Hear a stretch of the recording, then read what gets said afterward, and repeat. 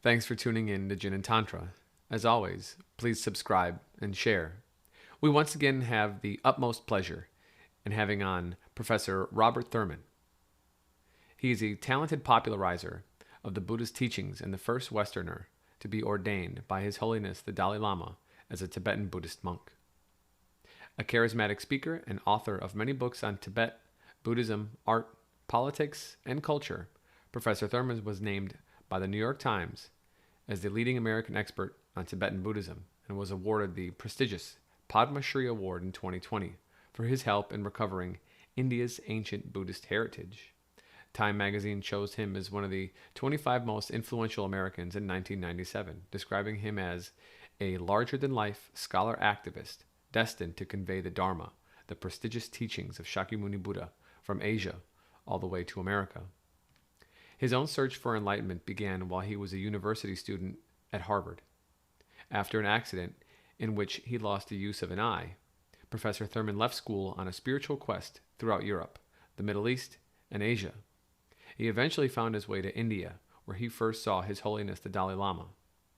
After learning Tibetan and studying Buddhism, Professor Thurman became a Tibetan Buddhist monk, and some years later, however, offered up his robes when he realized he could be more effective in the American equivalent of a monastery, the university, and thus returned to Harvard to finish his PhD. A quote from Professor Thurman: "I invite you to embrace a new reality. I invite you to awaken to the infinite life you already have, no matter what your worldview. I invite you to take up responsibility for your own destiny. I invite you to take advantage of your priceless humanness to make a definitive turn towards ultimate security, complete freedom, and unbounded happiness."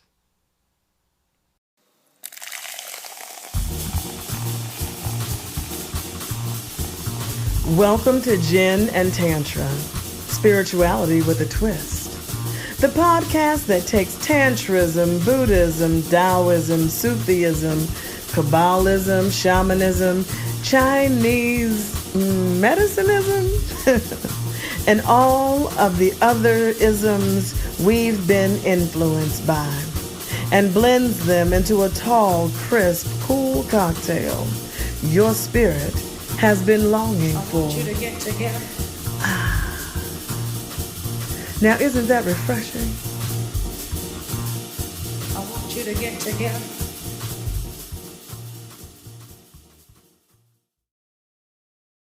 So, what hits me about what you're saying there too, and I mean, it's part of one of the things we knew we wanted to ask you about was, you've talked a little bit, you talk in the book, and it's come up a couple of times, of the Buddha is kind of a little bit of a rebellious figure in some ways, because he had to resist the things. And I had an interesting experience since the last time we talked. I was thinking how to ask this question, because it's one of the deep ones. Again, I think, so the funny thing was I kind of became sort of semi-pen pals with the writer George Saunders, who wrote like Lincoln and the Bardo. As it turns out, I want to have him on the podcast, hopefully eventually. But we grew up not only in the same town, we grew up on the same street. I found out. Oh, you know him really? Yeah, as we were talking. Pick the Lincoln. Where did he get that Bardo idea? That's so cool. I didn't read the book, but it's on my list. Yeah, but yeah. That's so he's a Buddhist. Oh, I see. Okay. Yeah, so it was interesting talking with him, and he was trying to describe, I guess, what I call the George Saunders problem. So I thought I'd get your opinion on this too, Professor Thurman. So I asked, unlike your writer friends that are going to say anonymous, he said it was okay that I gave his name. I wrote him about it and say, is it okay if I use your name? He said yes. So okay. So he said this thing, and I'm quoting. I said, can I quote from something you wrote me? He said yes. So he said, for me, it was like this exactly. He said, getting married and having kids changed everything for me. He said, it also made my hometown make more sense. That's our hometown. He said, I sort of understood why everyone was engaged in either these lives of quiet desperation, or on our street, Central Avenue and 155th Street, lives of manic happy drinking. Then he said, it occurred to me that this explained the whole country, people feeling love for them, those close to them, trying to provide, being thwarted in various ways. So it was a useful measure of the sanity of the culture. How directly does a given person feel like they're able to provide service for their beloved? And then he says, when you look at the culture that way, you got a problem. You basically have what Wilhelm Reich is saying. You got an emotional plague. You got a sociocultural problem. Yeah. And then people feel overmatched by life. So I guess when I was reading your book, I kept thinking, okay, Professor Thurman is providing a solution to this. You know, he's trying to say, okay, here's a path to follow. But I think for a lot of people that I know, they feel so trapped in their lives. Yeah. You know, their lives are kind of a trap around them. So the question I had, you know, was like, okay, so people have to rebel on some level. Yeah. And I guess the question I would ask you is, how much do you have to rebel? Because you lived partially as a monastic, partially living an American layperson's life. And then, you know, in what ways do you talk about people with this to suggest, okay, here's how you can start to concretely break this up. Right. Here's where the rebellion is that you can do that will work for you and bring you to something more happy, you know, out of desperation or manic happy drinking. You can break out of that dichotomy. Right. Well, I think that we did rebel. You know, America is based on rebellion. And that's why I love America. And this was a rebellion against the British East India Company and the British Empire, you know, and the idea that domination of others is the way to happiness and the way to live. And we rebelled against that. And initially, Washington and Jefferson, they knew about the Iroquois Confederacy in New York State and in Canada, you know, the Algonquins, Tuscarora, Onondaga, Mohawks, Iroquois, and who had made a giant peace treaty before the whites came, before the Westerners came. Actually, I don't think of whites. I call us pinks. Before the pinks arrived, we have to really shift that white category to pink, because only somebody in white face, you know, like a clown, is white. We are pink, and that would help us, I think, to notice that we're all pink. Lose that idea of like an artificial. I'm trying to start a meme. My own small country is to start a meme of that we're pinks, so they should be pink supremacists rather than white supremacists. That would make us all pinkos. Going to be pinkos. supremacists. I mean, they should not bother to be supremacists at all. But the point is, so we rebelled against this domination thing, the idea that you could dominate others for your own happiness, which you can't. Because if you dominate someone else, then you are avoiding dominating yourself. And you're weakening yourself by having to depend on the people you dominated. And you can't do this and you can't do that because you have someone else who's delegated to do it. So we rebelled, and then Jefferson managed to get in that declaration, you know, all humans, which he called men at the time, all humans are created equal, meaning that they have a soul equality. They don't have status equality. They don't have financial equality. They don't have ability equality. They're all different, but they have a soul equality. So they should have equality of opportunity. And the opportunity should be to pursue happiness. And even there, you can see a little the seed of the quiet desperation is in pursuing it, you'll never find it. You're going to be pursuing forever. And it will keep eluding you. But that's because they were not, I mean, they were beginning to see that they could somehow find it within themselves. Because why? A better version than Darwin was not available. Even Darwin wasn't available at Jefferson, but a better version of Darwin, but like Darwin, that the ancient Indian people had, that Buddha discovered, which is that we have evolved to become humans as individuals, not just our genes, but we personally. So the form of the body of humans is evolved in an environment to adapt to an environment. But we as individuals have chosen during our bardos which form we were going to adapt. And many times we were dinosaurs, we were lizards, we were tigers and lions, we were scorpions, we were many different things. We've all been, because the past is beginningless, contra to this Big Bang crap. And we've lived on other planets already many times, because at the soul level, the soul travel level, mind travel level, you can go across galaxies in split seconds, like what did Einstein call, what do they call those quantum people? Queer motion at a distance, or strange motion at a distance. Spooky action at a distance. Spooky action at a distance. So we've all been spooks lots of times, and we've had action at a distance, but we have now chosen to be human, and we have also been gods, and angels. There we've never been a creator God, because there is no such thing. No one being is blamable for all of this. We all make it mutually. It's a mix we make. Like it's a group creation. And gods are very powerful in the doing of it. Don't ever think that Buddhists are atheists. They are not. That's wrong. That's a mistake. They just don't believe in a creator, a monotheistic kind of. It's all one guy. And they were asked. Buddha was asked by Brahma, who the other Indian people at that time thought was the creator. And Brahma said, "Would you please tell him I'm not the creator? I just showed up here ahead of time, and I'm very powerful, but I didn't create everything, so I'm not to blame when shit happens to them. I don't mind when they're happy and then they say, 'Oh, Brahma, thank you.' I don't mind that. That kind of flatters me. But when they're really screwed up and their kids get killed in front of their face or something, I don't. Oh, the omnipotent guy let that happen. It sucks. I hate him. And I don't like that from masses. I don't like the vibe. Please tell them I do my best, and we're all in it together, and they should also do their best. We're all interresponsible. That's such a beautiful thing. So Jefferson didn't have that. But if you have that, then you realize that we are just between the gods and the sort of lower beings who are really stuck in their niche, in their environment. They have some freedom of choice too, but very slight. It's like it's like a swerve of a female lioness who's about to pounce on a juicy pregnant deer who's fallen behind a wildebeest or something, who's fallen behind the herd because she's pregnant, 8 months pregnant, or however many months they gestate. And she's about to pounce on it. It looks really fat and juicy. And then she somehow subliminally senses that she's pregnant, and she also is a mammal and has little cubs in there sometimes. So she sort of identifies Tiny with the food. She sees it as alive, and she swerves and eats some stringy, old, creepy, dried up goat wildebeest and brings that back to the family, and the husband complains and whatever because he's more stringy. But that's a tiny sense of empathy she has, where she expands her identity to feel the empathy toward the pregnant wildebeest.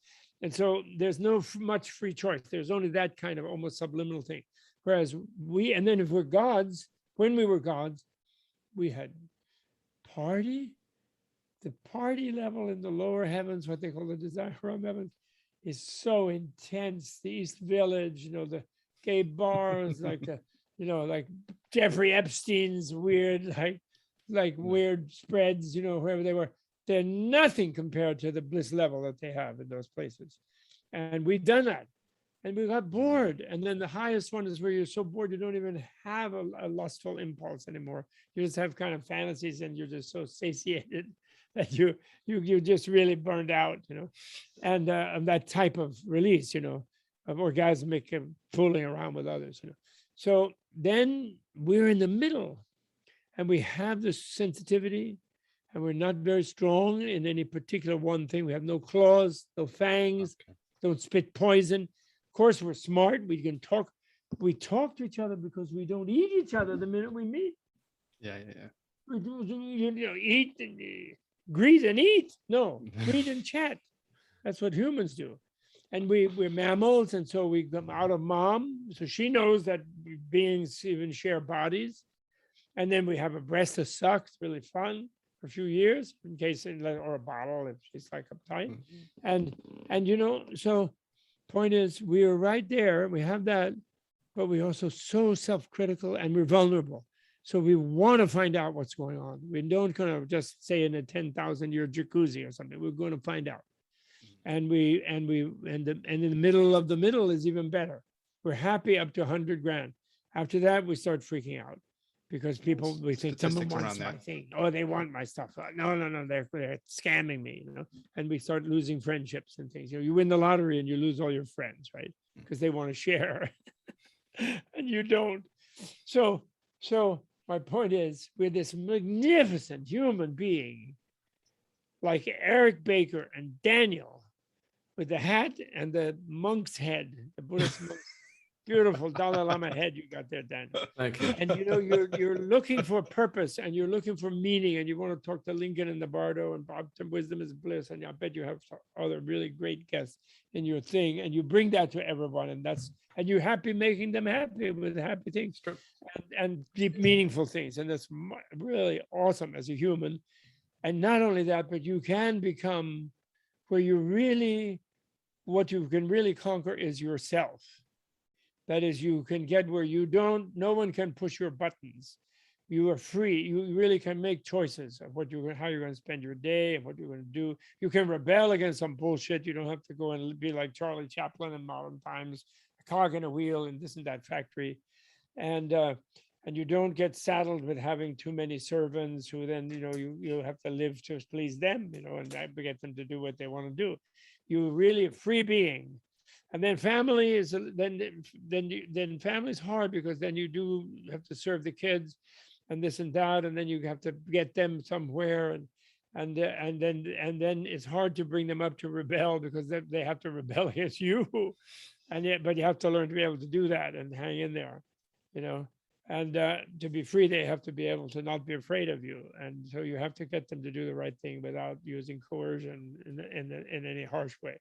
So but you need a little firmness here and there, but you don't want to intimidate them and have them be afraid of you. Professor So Thurman, it's really, can I? it's really great to be human. I mean, it's a most amazing. Yes, what, Daniel? What do you So want to say? we kind of been talking a little bit about rebellion, and Yeah. I'm always interested in, we asked you a little bit about your story last time. When would you say, looking back, would you say was the first kind of time that you consciously rebelled against kind of what your family wanted for you, or what society wanted for you, or what you even thought you wanted for yourself? When was that? How did that look for you in particular? Well, I think I used to keep a Kazoo supply of batteries, and I had all the Dumas novels and Raphael Sabatini and Walter Scott, etc. And I used to read them late at night, even sometimes all night. Somehow I had a lot of energy, and I would still be fine through the day in school. Mm-hmm. And I would hide under my bed. My father would catch me reading. I'd be in another world, often dealing with pirates, or being a pirate if that was necessary, to be able to nasty Spanish galleon slaveholder or whatever it was. And I started doing that, and right away. And then I behaved myself kind of, and because I enjoyed learning a lot. I really liked learning. And I memorized my Latin from an early age. I went to a kind of English school, this and that, and I joined different things. And but I guess the first time I really broke, and then I didn't go to classes much, and I did, when I could avoid them, and I would read on my own always. And I felt there was something wrong with this culture, and I wouldn't fully participate in it. But the sort of earthquake type thing happened. And it was amazing. It was predicted when I was like 6 years old or 5 years old by an astrologer to my mother, who made notes of it. I never met the guy, and I never did meet him. But I found her notes, and he predicted that on April 17 or 18, 1958, there would be an earthquake in my life and career that would freak her out, but she shouldn't freak out because it would work out. Because what it was I dropped out as a pretty successful senior at Exeter. I was an 8-letter man, what we called in those days. We didn't have girls in those days, except when they would bring the meat wagon over for a dance, what we called the meat wagon. So bad male thing, really horrible. And, occasionally it was not co-ed, and at that time in the 50s. And I was a senior. I had been admitted already to Harvard as a sophomore. And I had a National Merit Scholarship, and I was this and that. I was co-captain of the lacrosse team. And suddenly, my Mexican friend of mine and I, we left school with a pistol. You could take a pistol on a plane in a briefcase in those days. And we got on a plane and flew to Miami Beach, and we tried to enroll in Fidel Castro's army to overthrow Batista. And thank God, and thank Buddha and God both for not, they spurned our sign up. We were I was like 17, and my Mexican friend about the same, and 18 maybe. And he was 5'2" and 175. I was 6'3" and 155. And we walked into this bar where they were recruiting mercenaries, and they laughed and they said, when we said what we were about, and they said, Sancho Panza and Don Quixote coming to save the revolution. Forget it, you guys. You'll get killed in 2 minutes, and etc. And then we went to Mexico. Then we were thrown out of Exeter. And then we went to Mexico. So then I had to, so that was the first real shocking thing of feeling that, of really rebelling in a certain way. But and then I learned Spanish. I lived in Mexico for a year.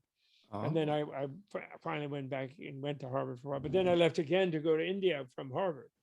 So then I was in the pattern, You did talk about last time you were on then how I dropped mescaline when it came my way, right away. No, I didn't have one tiny hesitation, and then that was another rebirth. And but I didn't do it all the time, because I realized that was not the thing. That just showed me what you need to learn to do with your own mind, with your own internal neurotransmitters, so to speak, although we didn't use that language in those days. And so these are what people should do. They should drop out of the conventional indoctrination of the culture, and they should learn things that we didn't teach. I then taught in colleges for 50 years, nearly 50 years. And I was sad and embarrassed that we never taught people sort of how to control themselves, except by example, indirectly through literature, and if you did, and I tried a few times to get a class to meditate for 10 minutes or something, and then this became a big problem, like, bringing religion into the classroom. It has nothing to do with religion. It's just to do with how to control yourself as a person. And so now that I'm just getting started, now that I retired 2 years ago, and I'm teaching more in a practitioner's level, but I'm not missionarizing Buddhism, on the other hand.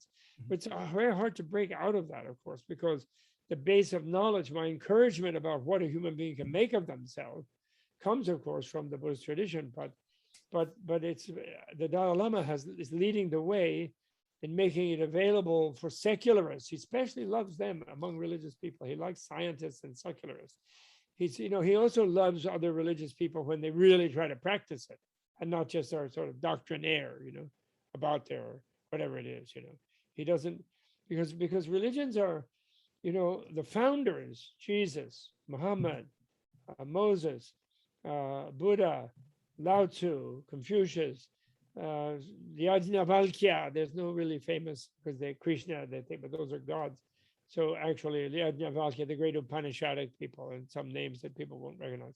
In India, so many holy people in India, because it was the richest country. So there were many people knowing that wealth is not going to make you happy by itself. Okay. A little bit enough is important, but otherwise doesn't make you happy. So that's the following that I'm going to try to teach in another way. And actually, there is, there for 1,000 years there were great universities in India, the core curriculum of which was how to control your emotions and your mind. When I left for India during my senior year at Harvard, same way leaving, I was, when people asked me why I was going to India, I said, I'm going to look for some people who have a yoga of the emotions, a yoga of mind. I knew a little bit of physical yoga, and I did some karate and things, but I wanted the yoga of the mind, and especially of the emotions, how to manage them, anger, obsession, jealousy, the usual group, of what I call emotional addictions, how to deal with them. And they don't teach you that.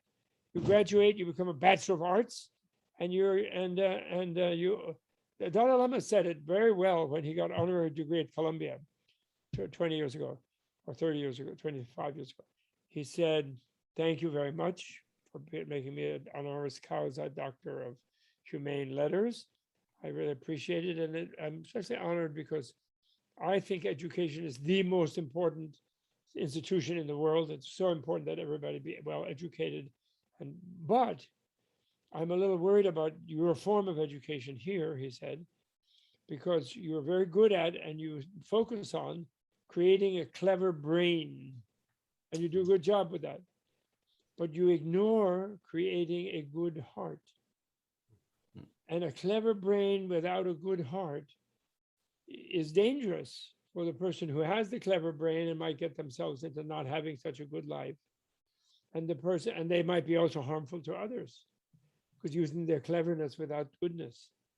So I hope you will think about that. And then everybody in all the trustees and the deans and the presidents and all the big shots and the faculty, oh, that's so good. Thank you, you're so right.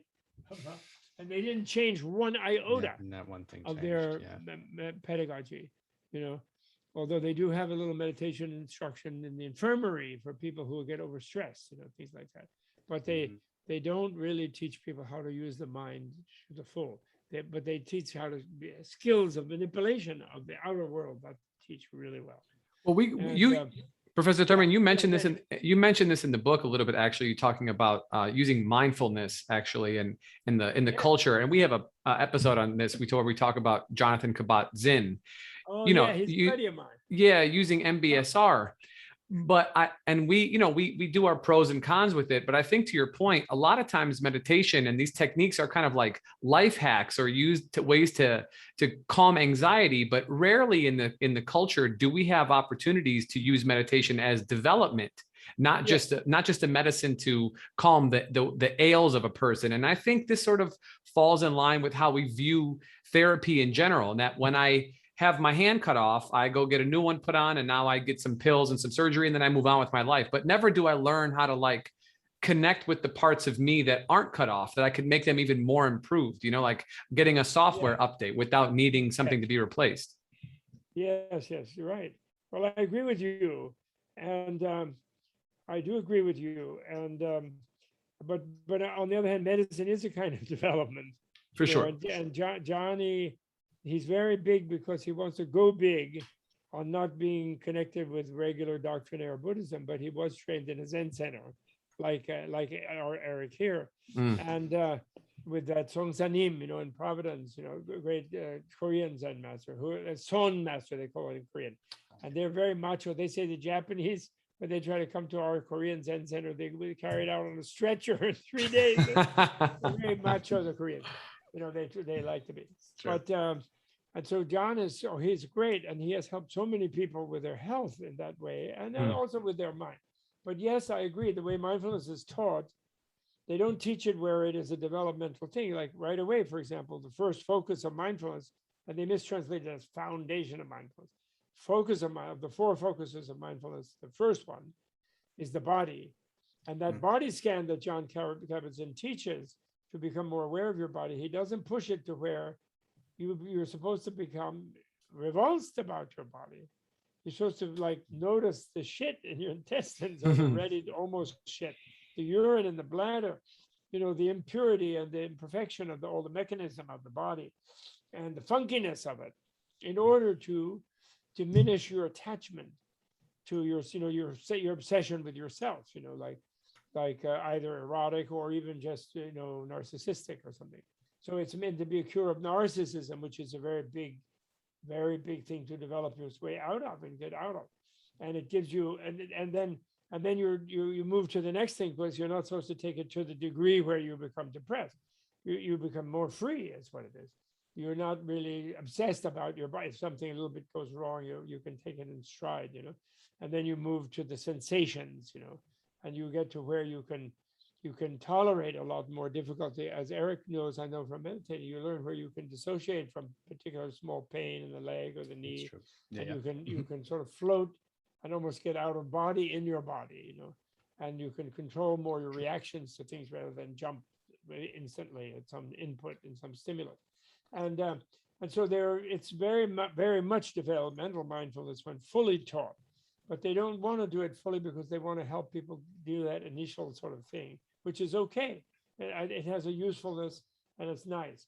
And there are some Buddhists and scholars of Buddhism who get very irate about the shallowness of the way mindfulness is often taught, and as a fad, and they have a point. But on the other hand, they shouldn't be so fussy and so purist, I think, because any little bit of self-awareness that people get is good, and it helps them, and then they'll go deeper naturally, or they'll shy away from it, and that'll be their prerogative until something happens to them in life.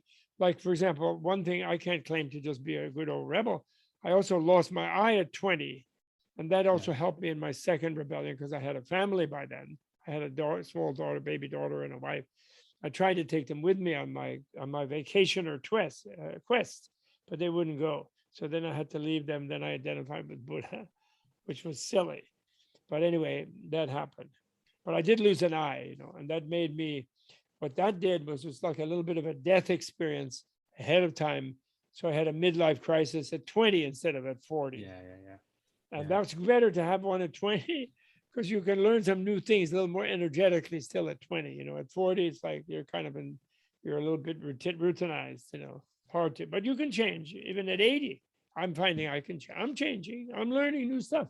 Learning from Eric and Daniel. No, you guys are very cheery, and I like it. I'm bringing coals to Newcastle with you guys. I realize. Oh, okay. Let's But, do it. I hope you can help me get other people to cheer up. That's our mission statement. That's it, man. That's why we do it. Goal. Really. That's why we I'm do too it. old and I don't need the money. I have a pension. I worked hard. I'm fine. I'm not after like being famous and rich or anything. Not at all. I just want a lot of people to cheer up. I like Buddhists to get less pompous and serious. I'm a Buddhist. And the one religion that I also, Dalai Lama likes the secularists most. And I kind of like them, but I have a problem with them, which is their fantasy that they're going to be nothing when they die. That's such a freaking joke. Nobody can be nothing. I asked them, I have a question for them. Which one of your people, got the Nobel Prize for discovering nothing? And because you guys only go for what you discover, you don't go on theory, you're anti-dogmatic. Karl Popper has given you the methodology or analyzed it. Yeah. All theories or hypotheses awaiting falsification based on evidence. So what evidence do you have for the existence of nothing? Yeah. Who discovered it? Did Carl Sagan? Did he go? I didn't hear that he got the Nobel Prize for discovering nothing. Who did it? They just get mad. Yeah.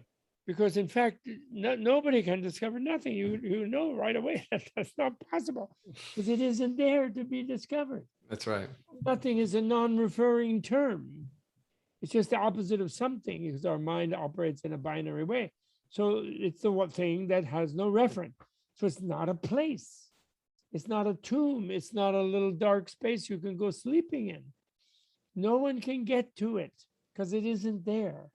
So therefore, the reason they're scared of dying, even them who are guaranteed to have no consequence if they behave like a pain-ass bastard in life, that there'll be no consequence in the future. It's not really a good guarantee. And therefore, the reason they're scared of nothing is not because they believe in nothing really, because they subliminally know that everything is continuity. They're scared of pain that might happen to them after loss of control when they go unconscious. And they've gone unconscious 1 million times in a normal life by falling asleep. And they're scared that something will happen. So they lock the door and they turn off the lights and they get everything all nice. And they live in a gated compound if they're a little wealthier and they're paranoid. But the point is, nobody's going to be nothing. So that's my beef with them. Otherwise, I like them. But the ones that bother me are pompous people, and the ones I really like is Judaism. I have really gotten into Judaism in a big way, and I find rabbis have the best sense of humor. They are so funny sometimes, and they take it very. I mean, I guess there's some super orthodox guys who are really into it, but my experience has been that they are the most fun of the sort of religious leaders and ministers and things. They tend to be the most fun. Very good sense of humor and very relaxed about things, and they're able to laugh easily at themselves and at other things. I had a colleague at Columbia, David Weiss-Halivni, was a great rabbinic scholar. He knew the whole Talmud by heart. He was a cellmate in the concentration camp with Elie Wiesel, so he's very, very respected in those circles. he retired, and he's mostly in Jerusalem, but he's still around, and he was so great, and he had such a humor, and he told me about this incident where Zipporah saved Moses's life. And it's just, and then I couldn't believe the humor of it's apparently the midrash, the commentaries by the rabbis, they even make fun of God. They just make so much fun of God. They think God is so funny. No, really. Do you know that story? I don't know if I know that particular story. Their relationship with God is really funny because they debate and they argue. Oh, totally. It's very amusing. You should know the story. Oh, because God sends him over there on this fool's errand of telling Pharaoh to let the slave people go, let Israel go. And then he says, but I'm going to make Pharaoh not agree. So, he won't let you go. Well, why are you sending me that? Well, okay, I'll work it out. You just go. So he does go. And he's on the way, and he's in a motel in Jeddah or someplace on the way to Egypt. Because he was in Arabia, lived, and Zipporah is not Jewish. She was some Arab person, like a Berber or Tuareg or something. Zipporah, his wife. They had a couple of kids, and she said that she's awake and he's snoring. Moses. Then God comes storming in the room in the humanoid-looking body, and says, "Where's that Moses? I'm going to kill him." And she said, "What's the matter with you? What do you mean you're going to kill him? He's doing what you asked. What's your problem?" She says, "Well, I found out he's not circumcised. I'm going to kill him." And she said, "Well, what? So what? He's not circumcised. He was brought up by the Egyptians. Don't you know the bulrush story? What's the matter with you? It was not his fault. Why are you going to kill him? He's going to do your thing." "Well, I don't care. He's not circumcised. I'm going to kill him."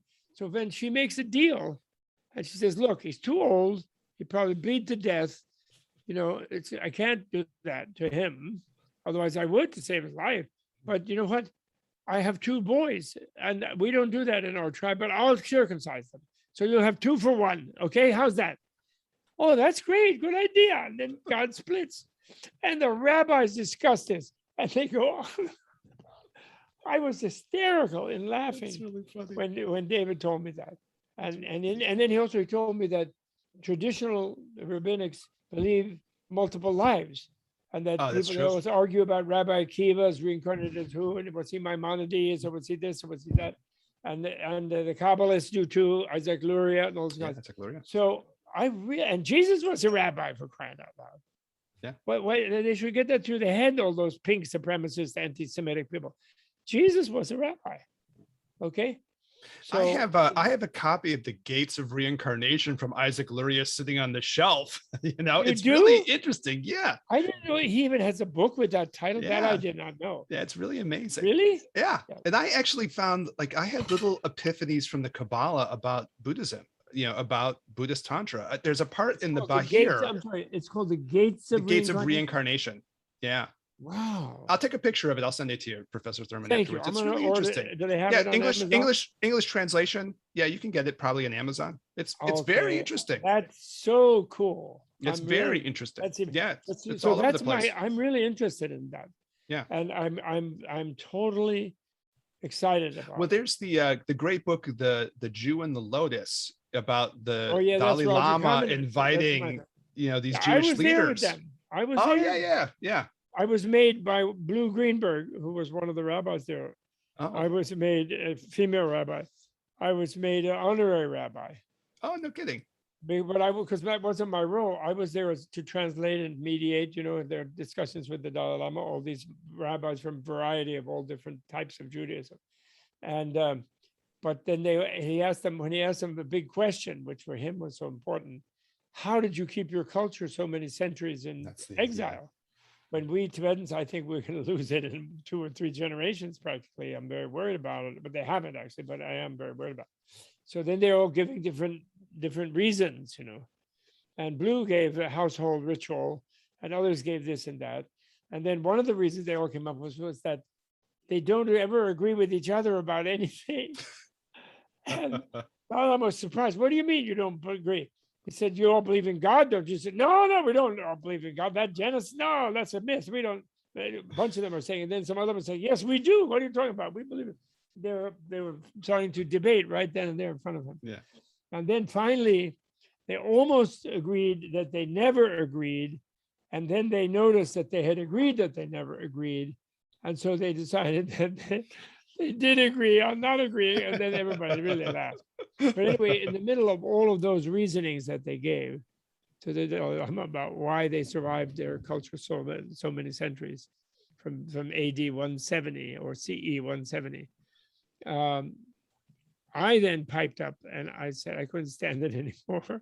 So it was so fun, but I had to pipe up. So I said, well, one thing none of you guys ever mentioned. And they said, well, what do you mean? A reason. I said that you survived your culture all this time. You didn't mention. Although Blue Greenberg came closest. He said, well, what do you mean? And I said, none of you mentioned the Jewish mother. Oh. He said, and then Blue Greenberg said, right, you're right. So you should be honorary rabbi, she said. But Roger didn't write that. He didn't put that in the book. But Blue liked that. And Blue's husband is Orthodox, Yitz Greenberg. Oh. Mm-hmm. And he told me in our off-campus conversations, he said, we don't mind our young people studying Buddhism. He said, as long as their feet are nailed to the synagogue floor. So anyway, as far as that, in following the Dalai Lama's advice to learn from other religions and et cetera, and not to convert anybody to Buddhism or to any, and that they should not try to convert Buddhists, et cetera, or Hindus and Christians or whatever group it is. The one that I'm most interested in actually nowadays is Judaism. I'm really excited about it. I had a great experience with this book called The Bahir. It's one of the Kabbalistic books, the Book of Splendor. And I kind of credit it for what? The book of, it's like the Book of Splendor, I want to say, the Bahir. It's one of the great old books. I'll send a picture of it to you. I have 14 volumes of the Zohar. Yeah, I got that one too.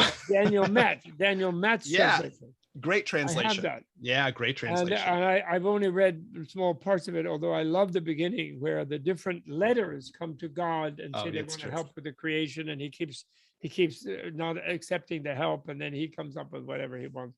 And I thought that was so cool because it was like the Indian thing about how mantras create the universe, Yeah. Not the first creation, of course, because it's a cyclical thing. It's been going on beginninglessly, but each time that a local universe arises from the state of dissolution, which I spent 20 kalpas in, or 20 aeons in, then they arise for 20 aeons, and they exist for 20 aeons, then they collapse for 20 aeons. It's a cycle like that. And they have a big thing about letters, mantras, rather than atoms created. Yeah. Sound, well, in this the word.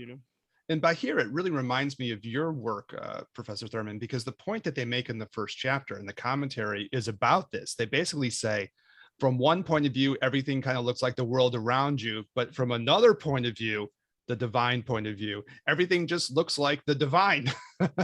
So everything is just some big sea of bliss. Yeah, it's the same idea. Same idea. Yeah. And I was amazed, and I had this thought that so much, like at the time when I read it, it so speaks to me in your books too, because I was like, well, I can believe that this is all the divine around me. I can believe it's a sea of bliss. I just can't see it yet. Right. But you can develop that confidence. The Kabbalah teaches, just like Buddhism does, it teaches a method of where you can learn. Maybe you can't see it, but you can be it. You can merge with it. That's where the bliss is. When you give into it, you let go, and and there's a plane sort of at the surface of the realization of what we call clear light, transparency, which transparency means you discover you are also transparent. So there's no one who sees it as an object. There's no subject outside of it that sees it as an object in the realization, which I think the mystics and theistic mystics also have same thing, actually. They do. Yeah. And but there's a surface thing where there is a luminous white light and a reddish light and a dark light. So, and then the transparency is beyond the duality of light and dark. So that there is a light, there's light there, but it doesn't leave out dark, actually. So it's transparency. I learned that just in promoting this book and having talks with people. I learned that the Western materialists dogmatically entrapped materialist scientists who otherwise in their analysis and investigation are wonderful, but they're trapped in that dogma. But anyway, they found out their standard model of the universe has collapsed completely, except for 97% dark matter. which has to be there or the thing is finished, and yet they haven't seen it yet because it's dark. Yeah. Okay. Well, this is the meeting point of what we might call spirituality, because there's two kinds of things you can't see, not just one. Oh, You yeah, can't see in the dark, yes, but you also can't see something that's transparent. Mm. And especially if the seer is equally transparent, you're never going to see it in a conventional subject-object way, but you can melt into it, and then you do, in a way we do every night. We melt into it, we go unconscious, and then something renews our cell energy. Something sweeps the plaque out of our brain, at least for a few years, few decades. Something makes us feel better about it in the morning than we feel feeling when we passed out. So that means that there is a transparent plane of energy that can give of itself to ourselves. Yeah, that's nice. Yeah. And that means that transparent matter and transparent energy is maybe 100%. Yeah. What do you think? Everything. Okay, I'm with guys, you. Everything. Yes. Yeah. Are we good? Are we Yeah. good? Yeah. Daniel? Yeah. We're good. We're good. Yeah, Okay. everything is there. I know I talk too much. I'm very bad. No, I'm taking I'm taking notes, Professor Thurman, because I want to make sure that I, can keep everything All right. Daniel is our scribe. Beth told me at the end I should hold up the book. Yeah, hold it up. Yeah. Exactly. Yeah. So for all of our Read the listeners book. and people who are here, this will all be mentioned in the beginning. We'll put links to the book. Oh, that's lovely. I'll put that in the description of the podcast. And you can tell that the subtitle to your audience, the invisible subtitle is "Cheer the F Up." Yes. Oh yeah, for sure. That's going to be the name of our podcast for sure. That's the title of this episode. That damn right. And in order to wait a minute, but one last thing. I know we're good, but one last thing. Yeah. We have time. Yeah. I don't know. No, we have time. We have time, Professor. Sessions. We went on quite a while. But one last thing. Yes, there's horrible things going on. We have to be activists to deal with. So I don't mean in some solipsistic manner, cheer the F up and ignore the nasty things going on. Yeah. Right. And the pink supremacists and the crazy people, and the dictator of Russia who's messing up the beautiful, nice Russian people I love so much. And then the weird guy who would be emperor in China, except he's got Karl Marx sitting on his head. Otherwise, if he was emperor, he'd be nicer. And they should adopt the old Confucian thing and be an honest, nice emperor. That would be better. But anyway, so we should be activists about all that, human rights, political vote, everybody vote, etc. And but you do all of that better, protest even. You do that better when you're cheery. Mm. That's why my favorite protest in history was the Pussy Hat March. And because that has to be cheery when you have a pussy on your head. That's really good cheer. But the problem is that they weren't back every day. They weren't back more often because they were busy, Because America keeps you busy, so you won't be free. So my point is, so I'm not ignorant, and I am an activist, especially environmental Greta Thunberg activist, and a vote activist, and a democracy activist. I want you to get together. I want you to get put your hands together one time. I want you to get together.